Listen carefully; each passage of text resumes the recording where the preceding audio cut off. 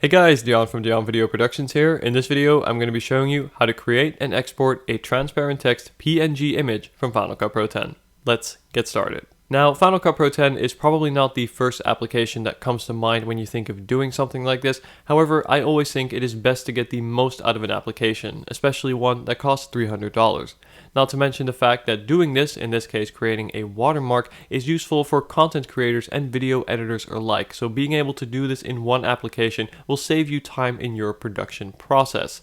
So without further ado, let's take a look. Now what you see on my desktop is the completed project. And as you can see, this can be identified by the text in the middle and all the negative space around it being transparent. You'll see that as I drag it over the desktop and the window, this kind of shines through. And that's exactly what we're looking for in creating, in this case, a watermark for YouTube videos. So now let's go ahead and take a look in Final Cut, and I'm going to show you how this is done. So as I mentioned before, Final Cut Pro X is not really made to do this. So there are a few specific settings and steps that you're going to want to follow very closely in order to achieve this, as if you don't do this, this will not work. So the first thing you're going to want to do is open up Final Cut Pro as normal, and now we're going to go change a few settings. So to do that, you want to go up into the menu bar and then click on Final Cut and select Preferences. Now the first thing you're going to want to make sure is unselected is under the playback menu. You're going to want to make sure that background render is not selected. You may have a tick there. Make sure that tick is selected to make sure that this is not on. I'll explain why later. Next, if we scroll down to player background, this may be set to black as this is the standard setting. You're going to want to change this to checkerboard. This is what you can see over here, and if you've ever worked with photo editing programs, you'll recognize this as a way of showing a transparent layer. And then finally, if we go over on the right to destinations, we're of course going to be exporting this product as an image rather than a video. So we'll have to create a new destination for that. Over here on the left, you will see your list of destinations, and on the right, we have the options to where or how you'd like to export. You're going to want to make sure that the Save Current Frame option is in your list if it is not already. If it is not, just click and drag it right in and it'll be added to your list. Okay, so that is basically it. Once you have those settings set, we are ready to start. So to start off, just like with any other project, we're going to go into File, New, and then select Event. And then from here, let's go ahead and call this, let's say, Watermark. Now, as I said, I'm going to be making a watermark that meets YouTube specific requirements. This will basically allow you in your channel settings to overlay this over your YouTube videos. Now for this, it requires a very specific size. So in this case, we require a 150 by 150 size image, which of course is very small. So to change this, we're going to go under the video section, click on 1080p HD, and we're going to select custom. And this will allow us to type in a manual resolution. This can be as large or as small and in any aspect ratio that we like. So again, in this case, we're going to be doing a 1:1 aspect ratio of 150 by 150 pixels. Now, frame rate really doesn't matter as we're exporting a single frame, so you can leave that as is. All the other settings can remain the same. Then we'll go ahead and press OK. So let's go ahead and start off by adding some text. Now technically you can also add images, however I think for a branding watermark it is good to have a very simplistic text logo, but of course this will vary from brand to brand, but I'm going to be showing you how to do this with text. So we're going to add a text layer, and we'll drag in a custom layer, and we'll just go ahead and put that in, and then let's close that up and bring in the inspector window.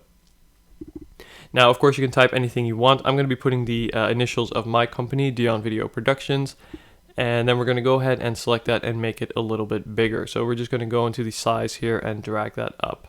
Now, I think it is important to make as much use of this space as possible, as again, while this looks pretty big in the viewer here, in reality, this is a much smaller image. As you can see, if we scale it down to 100%, you will see how small this is. So I suggest utilizing as much of the space as possible. Now let's go ahead and reposition this slightly, or actually let's change the font first. You can of course choose whatever font you like. Let's say I will go with, let's go with Futura here, and light, and then we'll just make it a little bit bigger again. Let's say something like that. And then we'll go ahead and reposition this slightly. Let's go into the view menu here and just bring in the horizon just to help us move this along evenly. So we'll go on the x-axis first, try and center that, and then the y-axis. Now this does not have to be perfect, as again the background will not show, but you want it to be as close to center as possible, sort of as seen here. Perfect. Now let's go ahead and hide the horizon here. Now in terms of the color, this can be a little bit tricky because of course chances are the backgrounds in your video are going to change. Sometimes they'll be lighter, sometimes they'll be darker. So what I've actually done for my channel is I've actually incorporated both colors, and you'll probably see this in the bottom right hand corner of my video as we speak.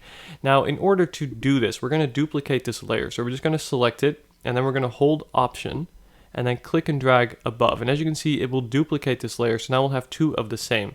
So we're going to leave this bottom layer as our base layer, and that we will keep as white. And then the layer above it, we're going to change to a darker color. So we're going to go into the text setting here, and under face, we will just change the color. So let's say we'll do licorice for now.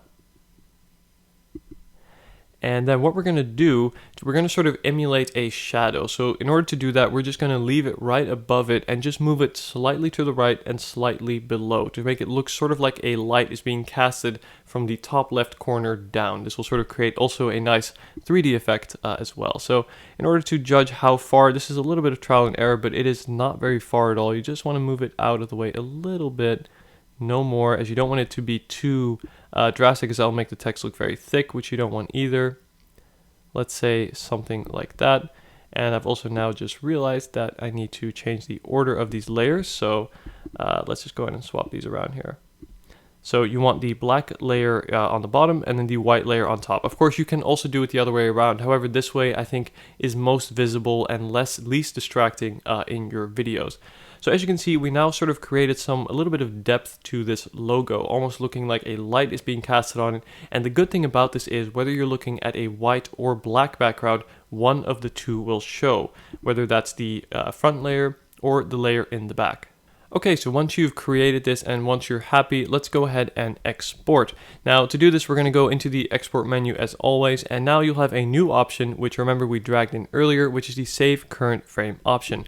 We're going to go ahead and select this. Now before we select next, you're going to want to make sure that you go under the settings tab and make sure that the PNG image file type is selected, as this is the only file type that will support a transparent background. Now let's go ahead and name it that, and then we'll go into next. And then under the Watermark folder, we will go ahead and save this. Now this won't take very long to export, as of course it is one single image and a very small resolution. Let's go ahead and take a look at this folder, and here is the one we just created. Now of course this was a little bit rushed here. I think the color in my original one's a little bit of a gray, less white, but you can of course change this. This is all personal preference. But here's the one that we just created, and as you can see, most importantly, this is a transparent image, as again you will see the background and say the colors of the icons bleed through, and this is exactly what we want.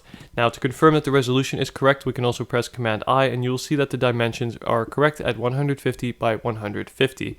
Now let's go ahead and show you how to add this to your YouTube video. Now of course you can also click and drag this into your video directly, but YouTube has a function that will allow you to actually overlay it over pre-existing videos as well. I'm going to show you how to access this now. So to do this, you're going to want to go into your channel analytics, and then from there in the bottom left corner, you'll find a settings icon. Make sure you click that. Then under the drop down menu here, we will select channel and then click on branding. And now from here, you will have the option to add a watermark. As you can see, my pre-existing watermark is very similar to the one that we just created. And if you don't already have it, we can just simply replace it or add a new one. And you can also have this show either at the end of video or at a specific time, or rather just show for the entire video, which is what I recommend.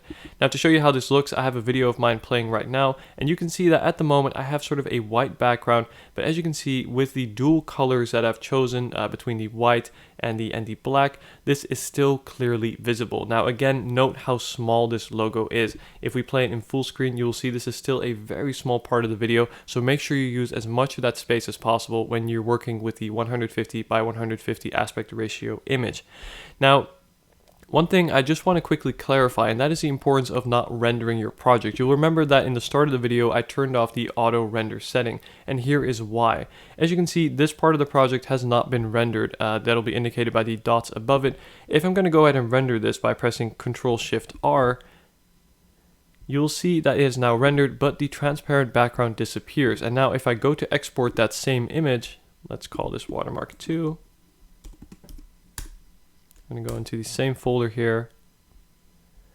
you will see that instead of a transparent background, it will automatically add a black background, which really defeats the purpose of creating a watermark or a transparent logo, as in this case, you'll just have a black box with the text above it, which in my opinion is much less cohesive and will be more distracting as your content plays. Having a setup like this will be much more appealing.